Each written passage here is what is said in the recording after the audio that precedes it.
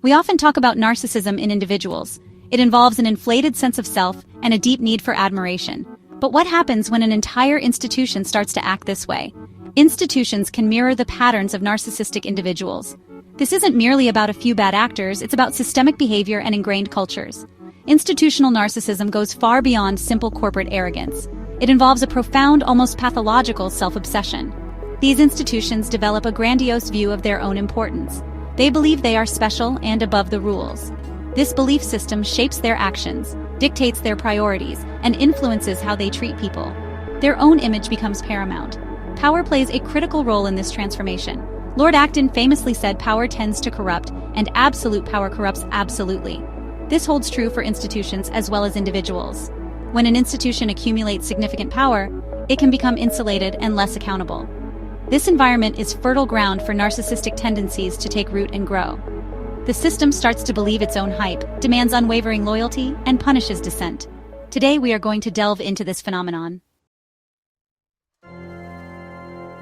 First, let's be clear about what gaslighting means. In an individual context, gaslighting is a form of psychological manipulation. One person tries to make another doubt their own sanity by distorting reality and denying facts. Now imagine this behavior scaled up to an entire organization. That is organizational gaslighting. It is a powerful tool for control and deception. Institutions engage in organizational gaslighting in various ways. They might flatly deny proven wrongdoing or twist facts to fit their preferred narrative. They might systematically discredit anyone who challenges them. They might even try to make those who speak out feel like they are the problem. The institution works to control the story and maintain its flawless public image. Consider an employee who reports serious safety violations.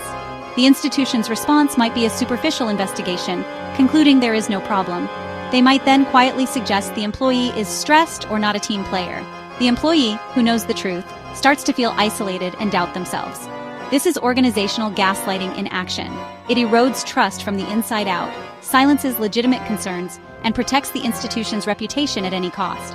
People who experience this feel a profound sense of betrayal. They trusted the institution and believed in its mission. Then, the institution turned on them simply for trying to do the right thing.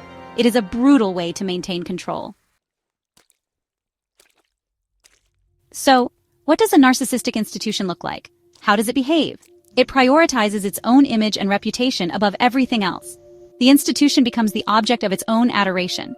It often displays a grandiose sense of self-importance. They believe they are unique and indispensable. This success curdles into arrogance. They develop a profound lack of empathy. Individuals become means to an end. The culture itself can become narcissistic. It rewards conformity and punishes dissent. Changing such an entrenched culture is incredibly difficult. It takes a concerted effort and real courage. Let's talk about institutional betrayal trauma, or IBT. Developed by Dr. Jennifer Freyd, it describes trauma from institutions causing harm or failing to prevent it, especially when you trusted them to protect you. The betrayal itself is a key component. It cuts very deep. This betrayal is profound because it involves entities we rely on. Think about universities, the military, workplaces, and religious organizations. When these institutions betray trust, the impact is devastating. It's not just the initial harm, it's the added layer of being harmed by those who should have helped. Consider a university mishandling a student's report of sexual assault. It might prioritize its reputation over the student's well-being, or conduct a flawed investigation. Or consider a company ignoring safety warnings from its workers, then an accident happens, and people get hurt. In both cases, the harm is compounded by the institution's failure and betrayal of a fundamental duty of care. This is the essence of IBT. The psychological consequences of institutional betrayal trauma can be severe and long-lasting. Victims may experience symptoms similar to PTSD, suffer from depression or anxiety, and their ability to trust other institutions or even other people can be shattered. It can fundamentally alter a person's worldview. Their sense of safety in the world is gone. They learned a hard lesson. The systems meant to provide security can themselves be sources of profound danger. Social dominance theory, the architecture of inequality. To understand why some institutions behave this way, we can look to certain theories. Social dominance theory is one such framework. This theory, developed by Jim Sidonius and Felicia Prado, proposes a stark idea. It suggests that human societies tend to organize themselves into group-based social hierarchies. Some groups inevitably end up with more power, status, and resources than others. This isn't accidental. It's a persistent feature of human social structures. Institutions can become powerful tools to create and maintain these hierarchies. They can reinforce existing power imbalances and legitimize the dominance of certain groups over others. Think about laws, economic systems, and educational systems. All of these can be structured, sometimes subtly, sometimes overtly, to benefit those already at the top and to keep others down. Social dominance theory also talks about legitimizing myths. These are widely held beliefs, ideologies, or narratives that serve to justify social inequality. They make it seem natural, inevitable, or even fair. Narcissistic institutions are often masters at creating and promoting these myths. Myths that justify their own power, special status, and right to operate without scrutiny.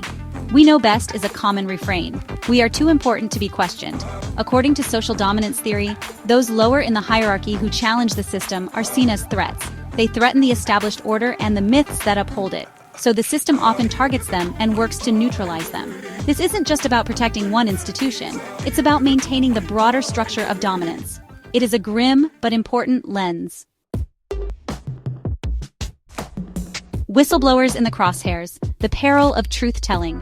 Whistleblowers expose misconduct and reveal unethical practices. They believe in transparency and accountability. Institutions see them as threats. Whistleblowers challenge the institution's image. They expose the gap between image and reality. Retaliation is common. They risk careers and well-being. Yet they speak out because the truth matters. They are essential for accountability. Case study: the financial sector's self-preservation. Let's look at a real-world example. Consider the financial sector, particularly around the 2008 global financial crisis. Many large financial institutions engaged in incredibly risky behavior. Some of it was unethical, some of it was illegal. This behavior had devastating consequences for millions of people and economies around the world. Yet the system largely protected itself. It showed many signs of institutional narcissism. It prioritized its own survival. One of the most striking aspects was the lack of accountability, especially for those at the very top. Very few high-level executives faced serious legal consequences or even significant professional repercussions for their role in the crisis. The institutions themselves were often deemed too big to fail. This phrase itself speaks volumes. It implies a certain grandiosity, a sense that these entities were above the normal rules of failure and consequence. The system propped them up. And what about whistleblowers in the financial sector during this period? Many tried to sound the alarm. They pointed out the dangerous practices and warned about the impending risks. But they were often ignored, marginalized, or pushed out of their jobs. The system was not receptive to their warnings. It was too invested in the status quo. Case study: academic institutions and the silencing of dissent. Academic institutions are another area where these dynamics can play out. Universities and colleges are supposed to be bastions of free inquiry, open debate, and the pursuit of truth. That is their noble mission. Yet they too can succumb to institutional narcissism. They can become intensely focused on their reputation, rankings, and fundraising. Sometimes these priorities can overshadow their core academic and ethical responsibilities. It is a troubling paradox. We have seen instances where universities appear to protect high-profile faculty members accused of serious misconduct, perhaps sexual harassment or research fraud. Why would they do this? Often it's to avoid scandal, protect grant money, and maintain a prestigious image.